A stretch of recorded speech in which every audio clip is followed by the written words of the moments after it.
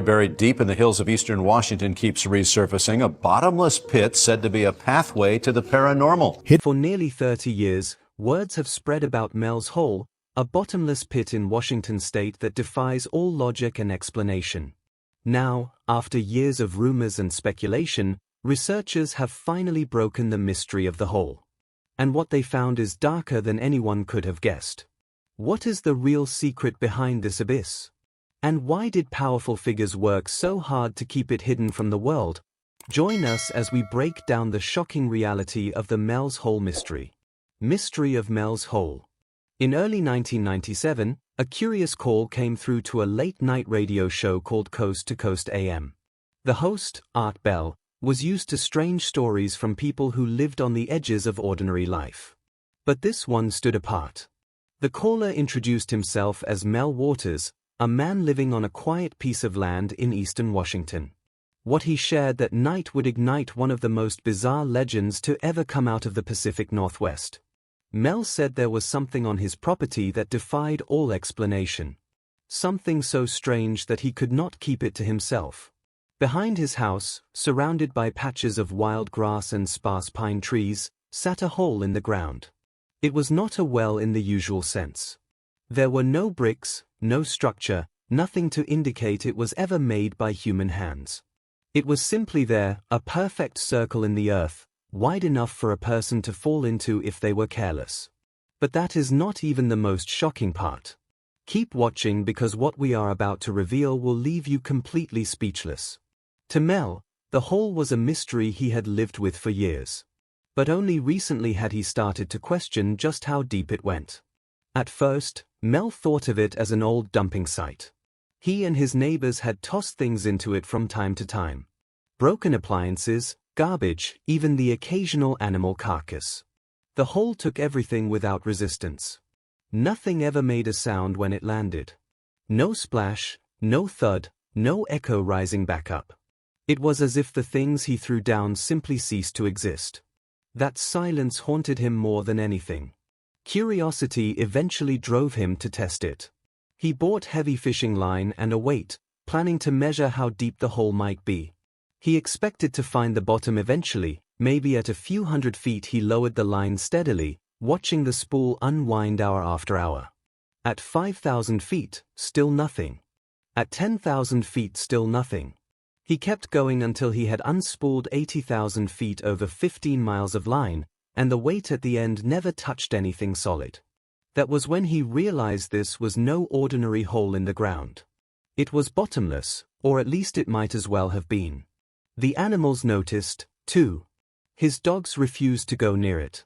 If he tried to drag them close, they would pull back, barking and whining, their fur bristling as if something unseen terrified them. Other wildlife seemed to avoid the area entirely. Even birds stayed away from flying directly over it. Mel began to feel uneasy in his own backyard, sensing that the ground held more than dirt and rock. The strangest rumors began to spread among locals. According to some, animals thrown into the hole had later been seen alive, wandering miles away from where they were discarded. Mel heard stories of hunters spotting creatures in the woods that matched the description of pets long gone. He could not confirm any of it, but the thought lodged in his mind and would not leave. What was this hole capable of? What did it lead to? Soon, other oddities crept into his life.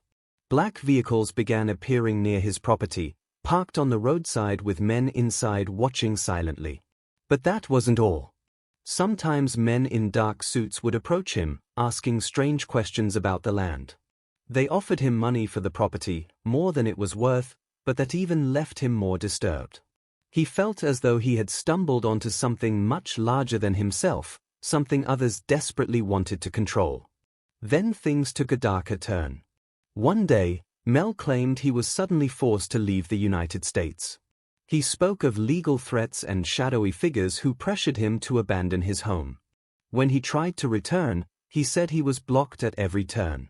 Whatever power had taken an interest in that hole had effectively removed him from the picture.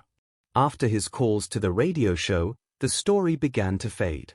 Mainstream media ignored it, and those who had followed it early on eventually moved on to other mysteries. The land where the hole supposedly sat became quiet again. Its exact location never confirmed. To most people, it became nothing more than an odd legend whispered among those who enjoy tales of the unexplained. Yet, the story refused to die completely. For those who heard it, the image of a bottomless hole in a lonely corner of Washington stayed vivid. It represented something that could not be easily dismissed, a riddle hidden in plain sight. Some believe it was all a hoax, a lonely man spinning a tale to amuse himself. Others think it was real, a doorway to something beyond human understanding. Whatever the truth, Mel's account marked the beginning of one of the most enduring and unsettling mysteries of modern times. And while the world moved on in certain circles, questions remained. What really happened to Mel Waters? What became of the land with the hole that swallowed everything?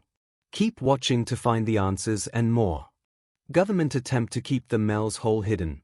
In 2002, something unusual happened that raised more questions than answers. Satellite images of Mel's property, which had always been visible on mapping databases, suddenly disappeared. The land where the hole sat was no longer accessible to the public through ordinary search. For people who had followed the story, it looked like someone had gone in and deliberately erased it. Mel himself saw it as no accident. He believed the government had taken a direct interest in the land, and soon enough signs began to suggest he was right. Journalists who tried to investigate the story reported being blocked outside Ellensburg, Washington, the nearest town to Mel's land. What should have been ordinary roads was suddenly under military watch. There were temporary checkpoints, armed guards, and vehicles that did not belong in a small rural area. The military called it a routine operation, but no one could connect it to any official exercise. For the reporters who came, it seemed like a lockdown, as if something sensitive was being hidden away. Not long after, people started reporting strange deliveries to the compound. Locals noticed trucks carrying heavy fiber optic cables, unusual surveillance equipment, and crates with markings they could not identify.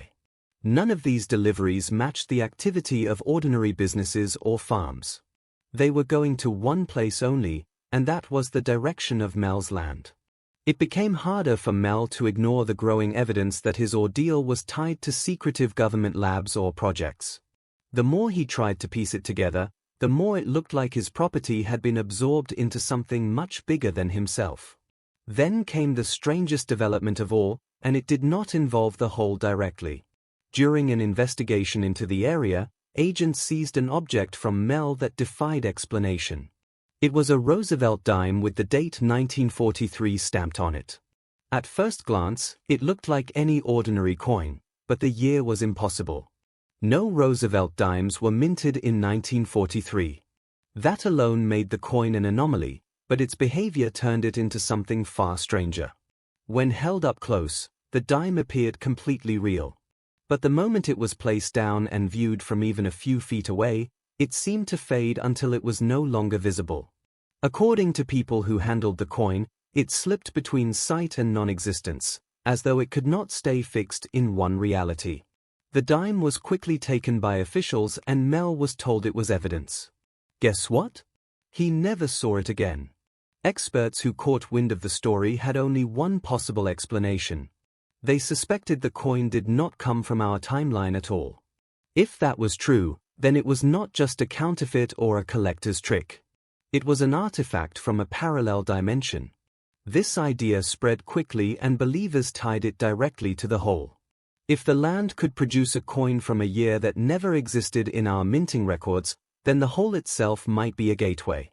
Stay tuned, because the story is about to take an even more disturbing turn when a second coin appeared. Thousands of miles away in Nevada, a collector reported discovering the exact same dime with the same impossible date. The details matched perfectly down to the strange way it vanished from a distance. The chances of two identical impossible coins appearing on opposite ends of the country were beyond coincidence. To those who had been following the mystery, it looked like proof that objects were moving between dimensions, and that whatever happened on Mel's land was not limited to one location. Through all this, the military kept to a careful position. They denied involvement whenever the press asked, but they never dismissed the story outright. They avoided calling it a hoax, which only fueled suspicion. The refusal to shut it down made people wonder if the officials knew more than they admitted. Theories spread quickly. For some, the hole was a weapon. For others, it was an experiment in time travel or dimensional research. But the idea that gained the most traction was simple. The hole was not natural and it was not bottomless in the ordinary sense. It was a portal that linked different layers of reality.